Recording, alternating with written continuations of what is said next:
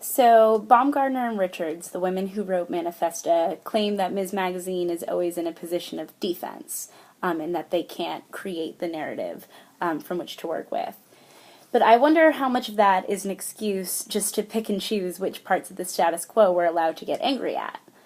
They refer to soccer player Brandi Chastain as a pinup, who has parlayed her sexual self into power in feminist ways. These women aren't exploited. They are whole women, both confident and conscious. And while that's true that Brandi Chastain is a whole woman who's confident and conscious and performed feminist acts, still this rings false to me. Because Brandi isn't a pinup, she's an athlete who appreciated her victory in a really organic way by ripping off her shirt in celebration.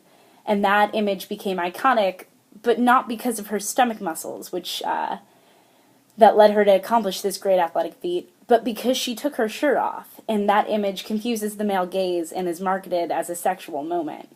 Richards and Baumgartner say that objectification is no longer our biggest problem, but it's certainly a concern how images are reproduced and concurrently sexualized through media. So the magazine I decided to look at this week was Bitch, because my friend got me a subscription to it last Christmas, and it's one of my favorite magazines. And I found that the summer 2011 article had lots of things dedicated specifically to women interacting on the internet. Be that as a coder, there's one article called Jailbreak the Patriarchy, or a creator of media. There's an interview with Alison Kilkenny, who writes for The Nation. She used to write about Occupy Wall Street, and she was also like one of the first journalists to really cover the Trayvon Martin case. And she also has a radio show called Citizen Radio that I really like, and you might want to check out. The magazine seems to hold on to the most popular trend in feminism that I see, which focuses on intersectionality and community building over diverse and often divisive labels. Kilkenny sums up a lot of where Bitch Magazine comes from when it explores the characters played by people of color in sci-fi movies, or navigating cyberspace while disabled. She says, a problem with the liberal community tends to be the me-first attitude where liberals assume they can't take off one weekend to stand with another group in solidarity. Attending a pro-union rally doesn't make you less of a vegan.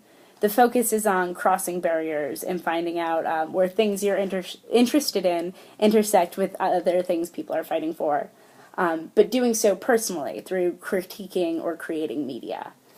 Here, we see more women than ever being heard in the public space that is the internet.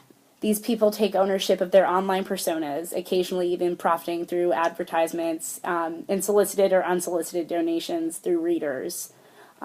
People who have amassed internet followings are usually hyper-literate, especially hyper-media literate, looking at intersections between sexism, classism, racism, heterosexism, all the other kinds of isms that abound.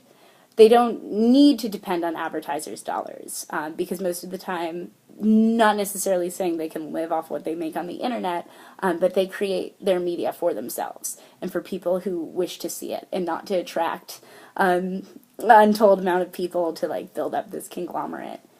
The focus is less on the one gilded voice of feminism. We don't need a Gloria to be the quote-unquote new woman to Germaine Greer's high priestess of women's liberation, but focus more on ideas of community building and ideas themselves. But these people face backlash in different ways. The sexual objectification on the internet is astounding and incredibly obvious. From the most thumbs-up YouTube comment, if the video features a female-bodied person, I guarantee you it's going to be a leering and/or humiliating commentary on their body. I would not say that objectification is the problem, but it's a symptom of the larger disease, and not something we can brush off, like the authors claim in Manifesta. And even on the internet, where everybody's a disembodied avatar, we still cannot escape the objectification.